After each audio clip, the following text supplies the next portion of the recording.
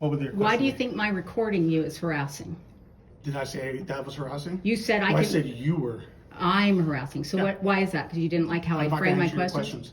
Oh, you're not going to answer my Anything questions? else I can answer for today? Yes. How do you? I just want to point out to you. Do you have post training on domestic violence and the protocols? I'm not going to answer that.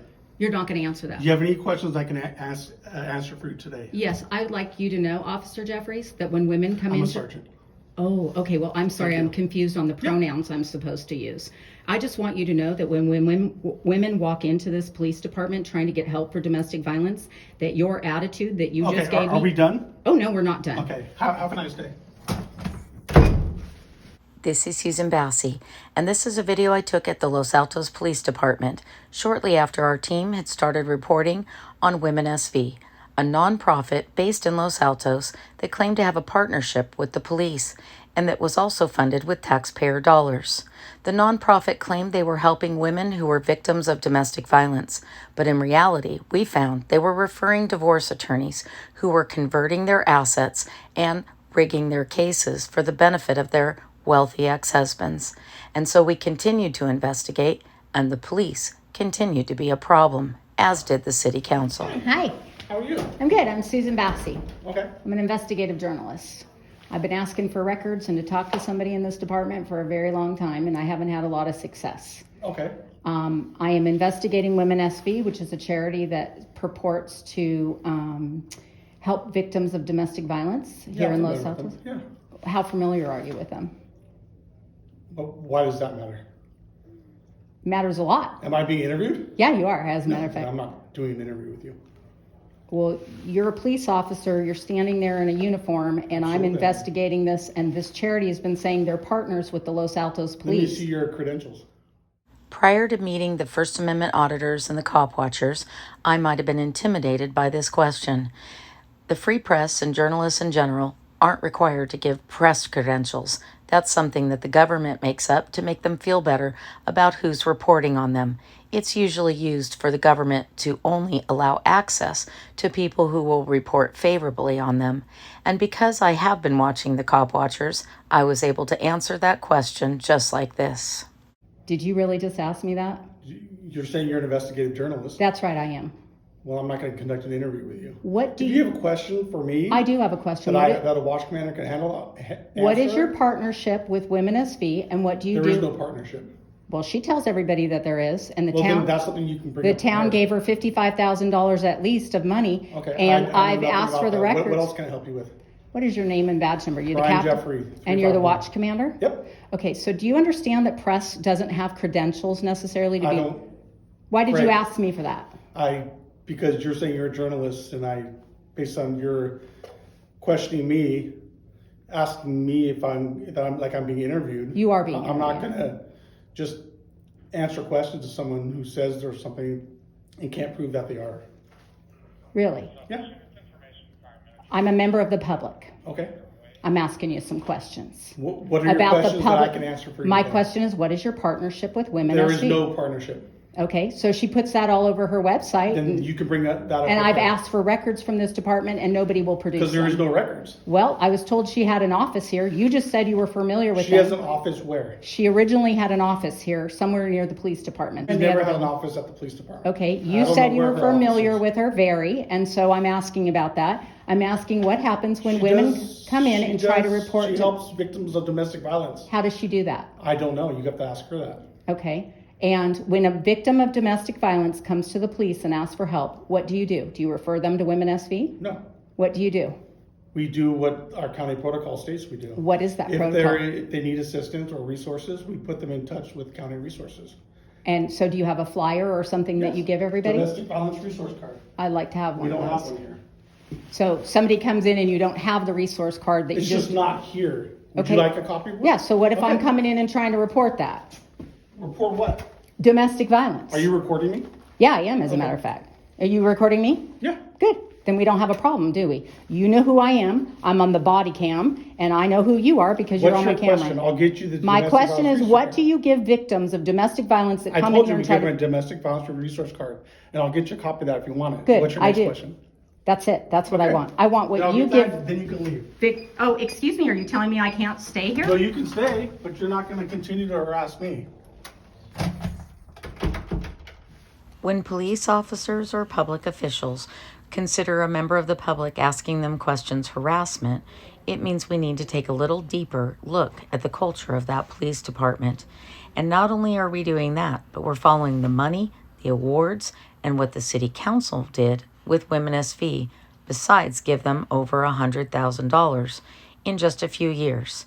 And this nonprofit hosted the district attorney and all of his top DAs. He hosted the wealthiest people from Los Altos, California, where the district attorney and several judges happen to live. For over a decade, taxpayers and private donors gave WomenSV millions of dollars that largely went to pay the founder's salary, Ruth Patrick Darlene, and nobody ever questioned her credentials. She wasn't a therapist, she wasn't an attorney, and she didn't have any spectacular training other than from her own personal divorce, where there were serious issues related to her mental health and stability. And yet nobody ever questioned her. They just kept giving her money and claiming that she was doing good. In reality, she was referring millions of dollars to private divorce attorneys, a handful of them, and that practice is known as running and capping, or ambulance chasing, only instead of for personal injury attorneys, it was being done for a handful of divorce attorneys, some of the most notorious divorce attorneys in Silicon Valley. And the city council never questioned this practice, and when somebody did, they attacked them. And this is what that looked like.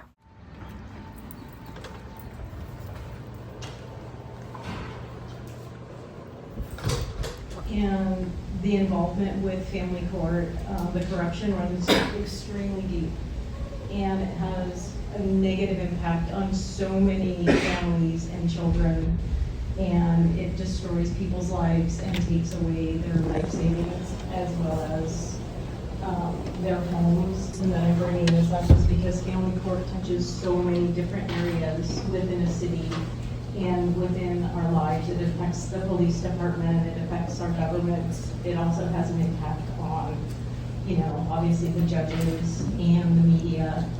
And I just wanted to make people aware, and just let you know, like, my family has been completely destroyed by family court, as well as my son, who is now 18 and a half, and I have not seen him since September 1st, 2020, due to the corruption in family court. And I also have two other daughters at home who are thriving because they were able to stay out of family court. This is Patty. She was originally identified as one of the Jane Does in our reporting on WomenSV. And when WomenSV came to the city council again this year, asking for another $60,000, despite all of our reporting, Patty and some others decided to speak up. They wrote letters and they gave public comment to the city council. And I gave comment as well, supporting our reporting. But this is what the city council decided to do after they heard all of the opposition to giving WomenSV more money. It was not spent on victims. I was a client of WomenSV. As a client of WomenSV, we were told not to associate with anybody outside of the four walls of their associations or the video chats when we had group sessions. We were silenced just like all domestic abuse victims are. Many of us have liens on our homes. We've had our bank accounts depleted, and our children have been taken away. All of this because we were abused and we went to an organization that was supposed to help us. Instead of helping, they turned against us, and they shared our private information during many of the video chats that we had that were supposed to be secret. There are other organizations who provide counseling, support, resources, and even legal aid who would be more deserving of the funds, and they are also based locally. I know WomenSV used to be in Los Altos. Now its founding member, Ruth Patrick Darlene, is no longer in Los Altos, but she is in Hawaii. This was a permanent move. She chose to sell her condominium. She is not even located in the county. As a result of my association with WomenSV, I can confidently say that this is the reason I have lost my son. He was forced to live full-time with his perpetrator. He is now following in his father's footsteps, and he is assaulting children as well. The family home that has been with us since 1964 has multiple liens on it as a result of Hoover and Kirkhalka. I used this law firm trusting that they were going to help me because James Hoover sits on the board. You need to stop. Thank you for your comments. Thank you. I'm just requesting you do not fund women. Thank you. These are the city council members and mayors who have granted WomenSV taxpayer money for nearly a decade. Commenters that want to oppose this grant. It's unfortunate that we don't have the grantee, the prospective grantee here to defend the application and defend the organization.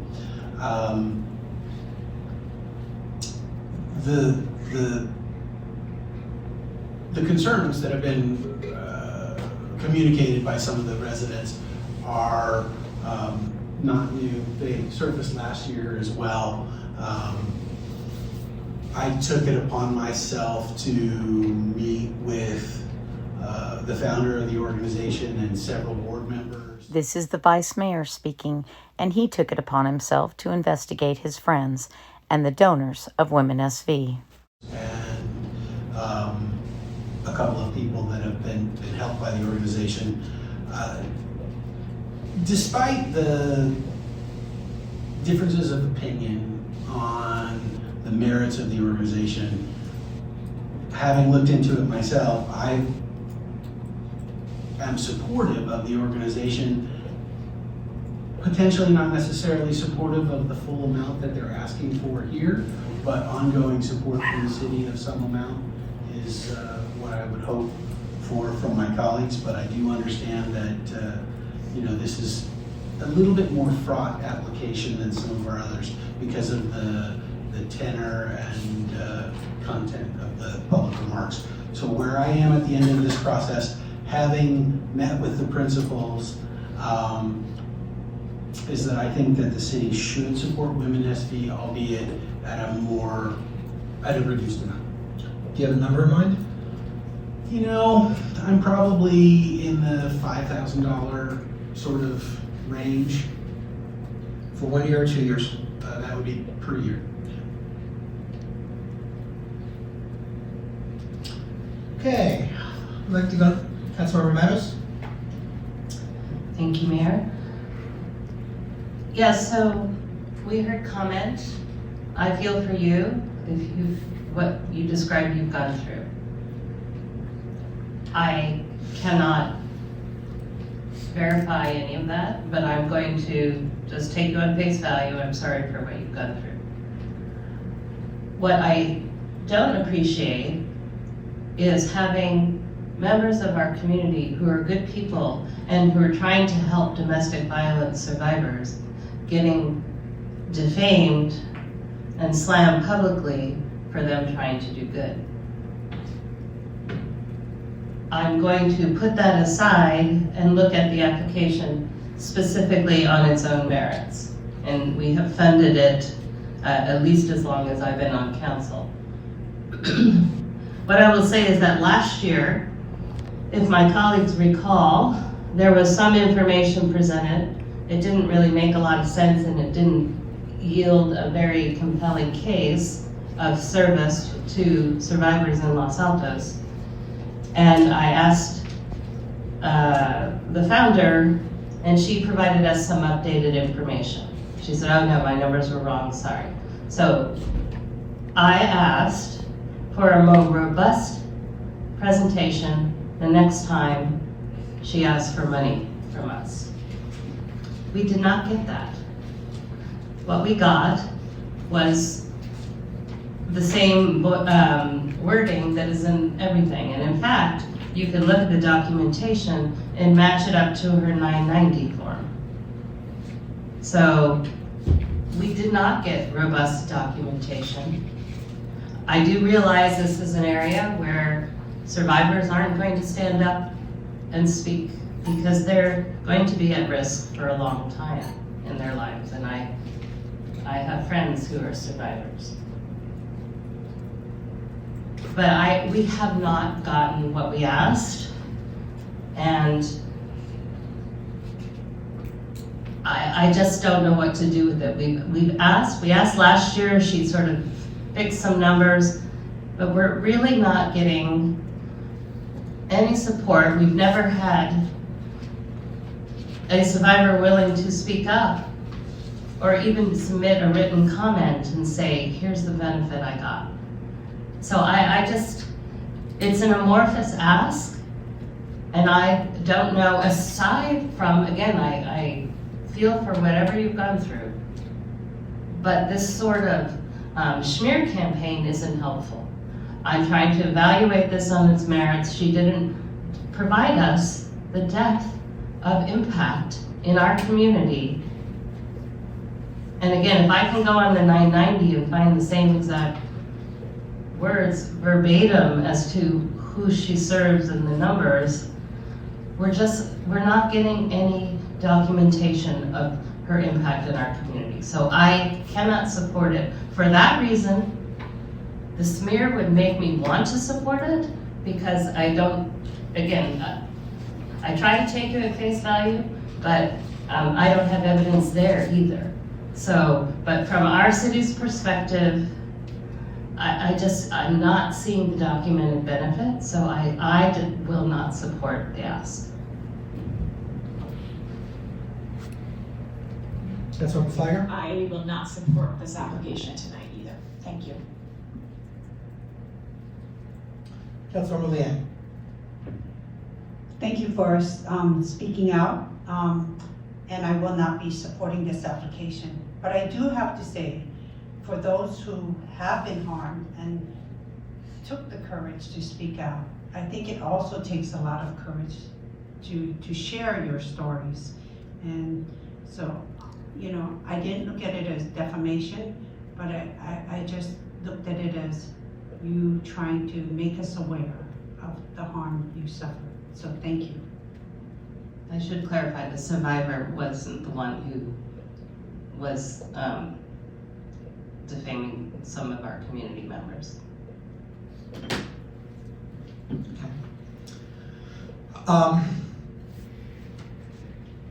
There really is not a whole lot I can add, I think, to what has been said. I cannot express to you the depth of, I don't know what the right word is, what you have gone through and what others claim to have gone through is reprehensible and mortifying. And in listening to you give public comment twice tonight, it is impossible to listen to that without a heavy heart which breaks. That being said, my understanding is that there was an investigation into the allegations against the organizer of WomenSV. Criminal investigations are confidential. You're not allowed to get the information from public records requests unless the district attorney decides to prosecute the case, and then it becomes public. So questions abound what role the district attorney had in quashing an investigation against the woman he was seen photographed with and attending her fancy fundraisers.